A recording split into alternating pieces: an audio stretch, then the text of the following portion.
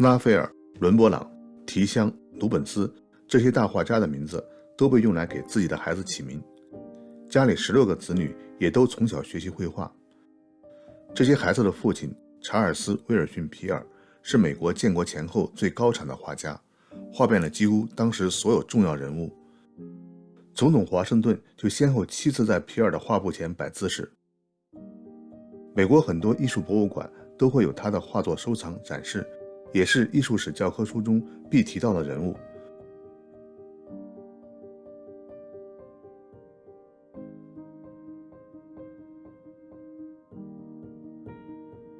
除了画家的头衔，皮尔还是积极参加美国独立战争的战士、科学探索的先驱和博物学家。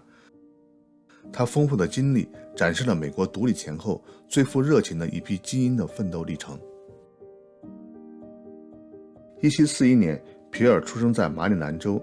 他父亲本来在英国做邮差，因为犯有贪污罪被流放美国。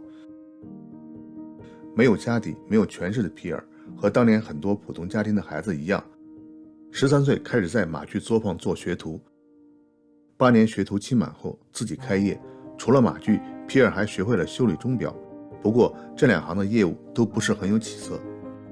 皮尔很喜欢画画，21岁时看到一些展示的画作，他觉得自己完全能够画得更好，于是买来画具开始学习。他还替一位画家做马鞍，换了3次免费指导的机会。他的绘画天赋也逐渐得到认可，还得到当时著名画家科普利的指导。1767年，在友人的资助下，26岁的皮尔来到伦敦韦斯特的工作室学习绘画。在韦斯特的指导下，皮尔专攻肖像和历史题材的创作。学习3年后，皮尔回到马里兰。开始，皮尔在安娜波利斯给人画肖像，订单慢慢多起来，而且是一些富裕家庭。他同时还教自己的弟弟詹姆斯画画，詹姆斯后来也成为不错的画家。这是皮尔画的全家福，场景就是在教画画。1772年5月，有了一定名声的皮尔应邀到华盛顿的山庄。这是皮尔第一次为华盛顿画像，这幅画也是目前人们知道的华盛顿最早的肖像画。画中的华盛顿还穿着殖民地英军的军服。后来，皮尔一生共画了60张华盛顿的肖像。2005年，其中的一幅以2130万美元价格拍卖，成为当时最贵的肖像画。这幅收藏在纽约大都会博物馆的华盛顿肖像，创作于1779年，背景是特伦顿战役后。大都会还藏有另一幅很相近的画，是皮尔的弟弟詹姆斯仿效复制的。尽管皮尔的绘画技艺受到了人们的认可，但是马里兰当时的人口还很少，客户不足。为了有更多的业务，1776年，皮尔从马里兰搬家到费城。这次搬家一行人很多，有皮尔夫妇、2个孩子、1位保姆、皮尔的母亲、2位同住在一起的孤儿，还有2个奴隶。要养活这么一大家人，也的确不容易。搬家不久，独立运动在美国如火如荼展开，费城是独立运动的中心。皮尔对宣布独立很热衷，加入了民兵组织。独立战争打响后，皮尔参与了特伦敦和普林斯顿的战斗，获得上尉军衔。在战争最艰难的日子，他向士兵的长辈为他们做饭、喂马，还给士兵画小肖像，让他们寄给思念的家人们。美国建国后，皮尔回到费城，继续给人画肖像。皮尔画了很多名人的半身头像，这样大大缩短了模特摆姿势的时间，而且可以让画家专注表现人物的性格。他还尝试画过一些力求非常逼真的写实画，其中一幅是楼梯一组，他将2个儿子拉斐尔和提香按真人比例大小画在以楼梯为背景的画中。皮尔力求每一处都能以假乱真，甚至在地上画上丢下的纸片。完成后放在屋里。据说华盛顿将军经过这幅画时，不自觉地向画中的2个小伙子打招呼问好。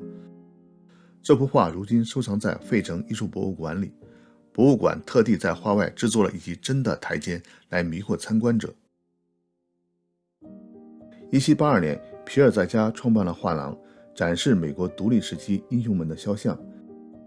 2年后，有人委托皮尔画一批来自俄亥俄出土的化石，皮尔的姐夫看到后，建议皮尔的画廊也展示一些标本化石，一定能增加画廊的吸引力。其他人也觉得是个好办法。那时美国刚刚建国，展示新国家的丰富物产是一个很好的爱国项目。从此，皮尔的画廊开始从各处收集动植物和矿石标本，开办成博物馆。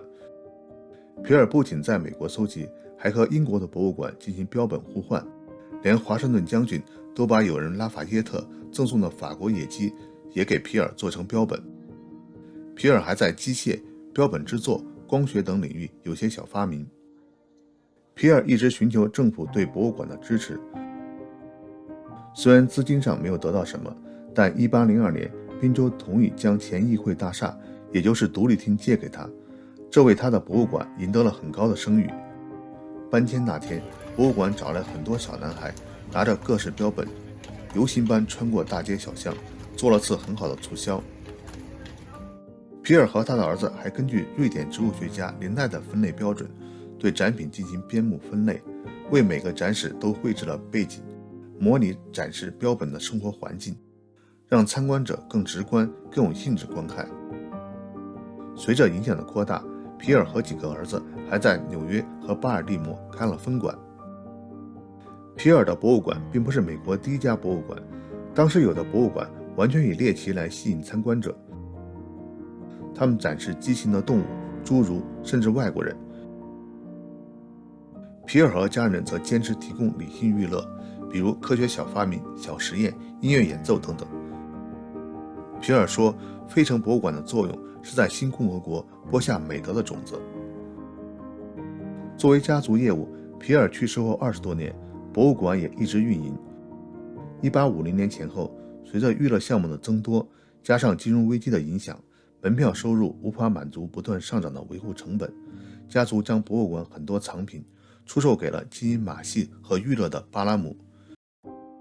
关于那时最火的娱乐业马戏，欢迎看看我做的林林马戏团的视频。1797年，法国博物学家布丰伯爵出版了他的巨著《自然通史》第9卷。书中，布丰提出美国不会有大型且强壮的生物，同时居民人种也要比欧洲的要弱小。他的根据是美国大部分地区气候寒冷潮湿，不适合生物繁衍生活。布丰的论点刺激了刚刚独立的美国精英们，杰弗逊立刻给布丰送去了一头驼鹿。其实人们曾在俄亥俄州发现过大型动物的骨骼，也就是当初启发皮尔展示标本的那批化石，可惜当时没有很好的记录和保存。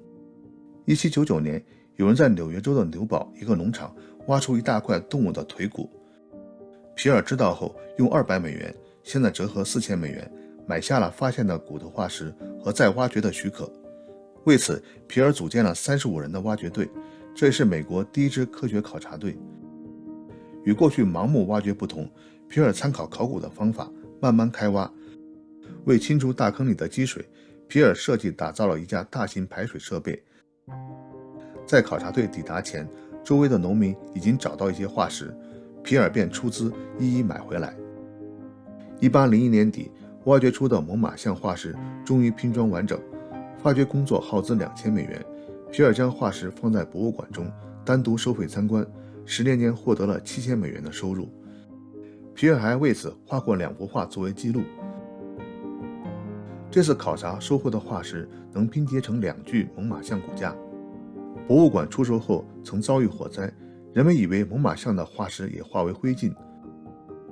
多年后，发现一架完整的化石在德国的一家博物馆，剩下不完整的目前收藏在巴尔的摩的马里兰博物馆。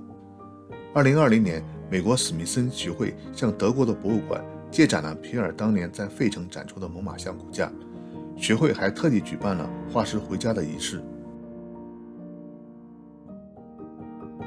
皮尔先后结过3次婚，有17个孩子，其中只有10个活过21岁。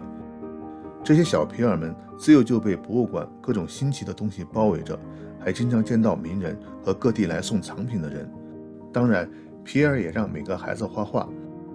在这些孩子中，最后有3个成为艺术家。长子拉斐尔被认为是美国第一位专业的静物画家。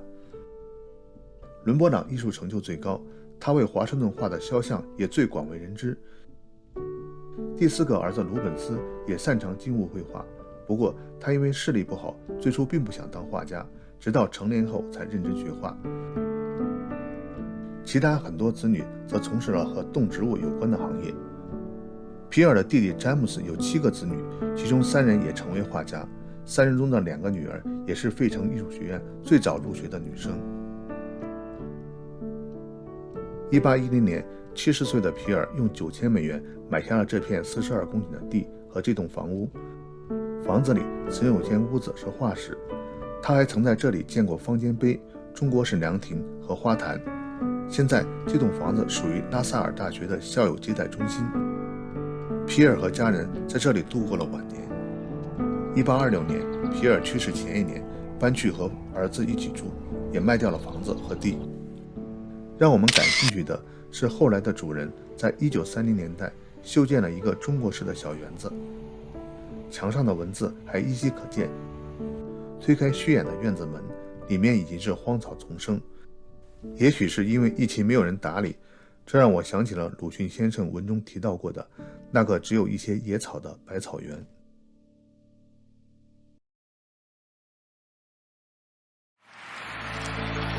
知道吧？